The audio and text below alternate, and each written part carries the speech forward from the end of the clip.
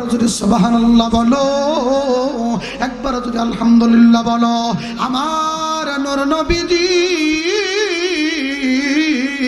জানিদান শোনো, আমার আল্লাহ তোমাদের আমলনামায় এই আসমান আর জমিনের মধ্যে যত ফাঁকা জায়গা দেখা যায় রে, আমার আল্লাহ এই ফাঁকা জায়গাটা সওয়াব দিয়ে ভরপুর করে দেন। আর একটু জোরে কন্যা সুবহানাল্লাহ। এ বন্ধু সুবহানাল্লাহ বললাম, আলহামদুলিল্লাহ বললাম, যারা কবরবাসী হয়ে গেল ওই কবরের মধ্যে আছেন গো, যতইবার সুবহানাল্লাহ বলুক, যতবার সুবহানাল্লাহ বলবে, আলহামদুলিল্লাহ বলবে, জোরে বলুন তো তাদের আমলনামায় কি সওয়াব হবে? হবে কি? যারা কবরবাসী হয়ে গেছে তাদের আমলনামায় কোনো সওয়াব দেওয়া হবে? তারা যতবারই বলুক হবে না, কারণ মানুষ মারা গেলে সকল দরজা বন্ধ হয়, মাত্র 3টি দরজা খোলা থাকে। যেরকম আল্লাহু আকবার। এ বন্ধু সব দরজা বন্ধ হয়ে যায়, ওই কবরের মধ্যে যদি নামাজ পড়া হবে না, রোজা করলে হবে না, কবরের মধ্যে কোরআন তেলাওয়াত করলে হবে না। এ বন্ধু আল্লাহর এক কলির ঘটনা, কোনি একটা কবরের পাশে যাইতেছিলেন বাজান, কবরের পাশে যাওয়ার সময় কবরের পাশে যাইয়া একটাবার সালাম দিয়েছে। আমরা কবরের পাশে গেলে সালাম দেই কি দেই না? জোরে বলেন, দেই কি দেই না? কবরের মধ্যে পাশে গেলেই সালাম দেই, আসসালামু আলাইকুম ইয়া আহলাল কবর, কবরবাসীর জন্য সালাম পৌঁছে দেই। কবরের পাশে যাইয়া সালাম দিয়া এই আল্লাহর ওলি সূরাতুল ফাতিহা পড়ে, সূরা ইখলাস শরীফ পড়ে, দরুদ শরীফ পড়ে, ইস্তেগফার পড়ে, দুটি হাত তুলে রে কবরবাসীর জন্য দোয়া শুরু করে দিয়েছে। কোন সুবহানাল্লাহ। বর্তমানে এক শ্রেণী বাইর হয়ে গেছে, কয় কবরের পাশে দোয়া করা জায়েজ নয়। জোরে বলেন ঠিক কিনা? এক শ্রেণী বাইর হয়েছে কি হয় নাই? আমরা বলে দিতে চাই, শোনেন, আমরা যতদিন বাঁচা আছি, এই দেহে যতদিন প্রাণ আছে, যতদিন বেঁচে থাকবো, আমরা কবরের পাশে যাইয়া কবরবাসীর জন্য দোয়া করবো। জোরে বলেন ঠিক কিনা? আল্লাহ তাআলা তৌফিক দান করে, সকল বলেন আমিন। আর জোরে বলেন আমিন। বন্ধু মুসলমান বাবাজি ভাইরা, এবার আল্লাহর ওলি গো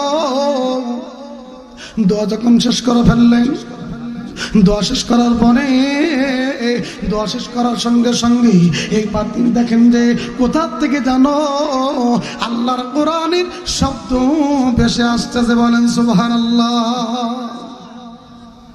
কোথা থেকে জানো কোরআনের আওয়াজ ভেসে আসে রে? এই শব্দ কোথা থেকে আসে? এইবার সঙ্গে সঙ্গে ওই আল্লাহর ওলি চিন্তা করলো, ডানে কোনো মানুষ নাই, বামে কোনো মানুষ দেখা যায় না, সামনে পেছনে কোনো মানুষ দেখা যায় না। এইবার এই জন্য ওই লোকটি আল্লাহর ওলি মাটির মধ্যে কান লাগিয়ে ফেললো। কান লাগানোর ফলে গো, কানটা লাগানোর পরে তিনি লক্ষ্য করলেন, যেখানে কানটা লাগাইলেন পাশেই যে কবরটা দেখা যায় রে, ওই কবর থেকে আল্লাহ পাকের কোরআনের আওয়াজ শোনা যায়। জোরে বলেন না সুবহানাল্লাহ। কোরআনের আওয়াজ শোনা যায়। আল্লাহর ওলি সঙ্গে সঙ্গে ওই কবরের পাশে যাইয়া এমনি আল্লাহর শুকরিয়া আদায় করলেন, বলতেছেন আলহামদুলিল্লাহ। আর পরে আল্লাহ গো, এই কবরবাসী কত বড় জন আল্লাহওয়ালা বুজুর্গ মানুষ, আপনি বুজুর্গ মানুষ এই কবরে রাখা হয়েছে। এ অনেক মনে হয় আল্লাহ আপনার একজন নিকটস্থ মানুষ, আপনার বড় মহাব্বতের একজন মানুষ মনে হয়, এই জন্য কবরের মধ্যে এখনো কোরআন তেলাওয়াত হয়। এই কথা বলার সঙ্গে সঙ্গে ওই কবরবাসী আল্লাহর কাছে ফরিয়াদ জানিয়েছে, ও আল্লাহ রব্বুল আলামিন, আপনার কাছে একটা ফরিয়াদ, আমার মিনতি, আমার একটা আরজি গল্ল, আপনি দয়া করে মায়া করে আমাকে ক্ষমতা দেন, কবর থেকে আমি যেন এই আল্লাহওয়ালা এই ব্যক্তির সাথে কথা বলতে পারি। বলেন সুবহানাল্লাহ।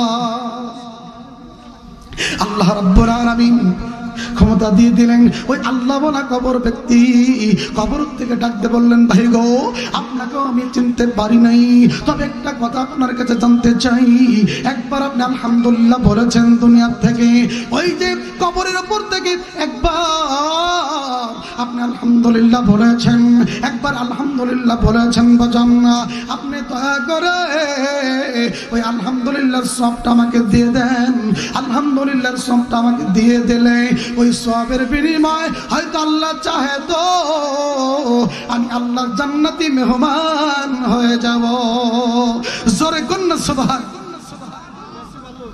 এই কথা বলার পরে এই আল্লাহ বলা ব্যক্তি উপর থেকে ডাকতে বললো, ভাই গো আপনাকে আমি চিনি না, তবে শোনেন আপনি মনে হয় বুজুর্গ মানুষ, আপনি সত্য পাইলাম কোরআন পড়তেছেন কবরের মধ্যে, কবরের মধ্যে আপনি কোরআন তেলাওয়াত করতেছেন, মনে হইল আপনি বুজুর্গ মানুষ। ওই লোকটি ডাকতে বলল, ভাই গো আপনি কি জানেন না, আপনার কি জানা নাই যখন মানুষ মারা যায়, মানুষ মারা গেলে সকল দরজা বন্ধ হয়ে যায়, একমাত্র তিনটি দরজা খোলা থাকে রে, আমার আমলের দরজা বন্ধ হয়ে গেছে। এই কবরে যদি আমি হাজার হাজার কোরআন খতম করি একটা সওয়াব আমার আল্লাহ দেবে না। এই জন্য দুনিয়া আপনি একবার আলহামদুলিল্লাহ বলেছেন, দুনিয়ায় যদি আরেকটা বার আমি আলহামদুলিল্লাহ বলতাম আজকে আমি মাপ পেয়ে যেতাম। এই জন্য আপনার কাছে গো এই আমি আলহামদুলিল্লাহর সবটা চাই। এই বাদান কথা বোঝার চেষ্টা করবেন, তাহলে দুনিয়া আলহামদুলিল্লাহ সুবহানাল্লাহ বলে দাম আছে না নাই? জোরে বলেন আছে না নাই? দুনিয়া থেকে আমল করতে হবে। কবরে যে ঘুমিয়ে যদি যতই চেষ্টা করেন, যত আমল করেন, একটা আমল কাজে লাগবে না। তবে তিনটি আমল, তিনটি যে দরজা খোলা থাকে, এক নাম্বার হলো নেক সন্তান। যদি কোনো নেক সন্তান থাকে, ওই নেক সন্তান গো, ওই নেক সন্তান যদি পিতার জন্য দোয়া করে, মার জন্য দোয়া করি, চোখের পানি ফেলে বলে আল্লাহ আমার মা জন দুঃখিনী কবরের মধ্যে, আমার বাবাটা কবরের মধ্যে, আমার বাবা কবরের মধ্যে কেমনে আছে জানি না, আমার মা কবরের মধ্যে কেমনে আছে আমি জানি না। আল্লাহ দয়া করে মা করে আমার বাবা আর মার কবরটা আযাবটা মাফ করে দিয়া আপনার জান্নাতি মেহমান বানিয়ে দেন। এই কথা বলার সঙ্গে সঙ্গে চোখের পানি ফেলার আগেই আমার নবী নূর নবীজি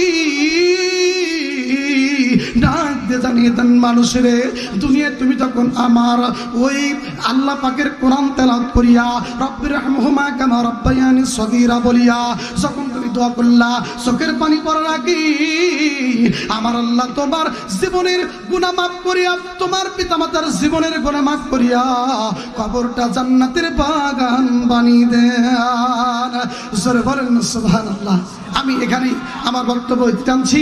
ও আখিরে দাওয়ানা আলহামদুলিল্লাহি রাব্বিল আলামিন। আসসালামু আলাইকুম ওয়া রাহমাতুল্লাহি ওয়া বারাকাতুহু।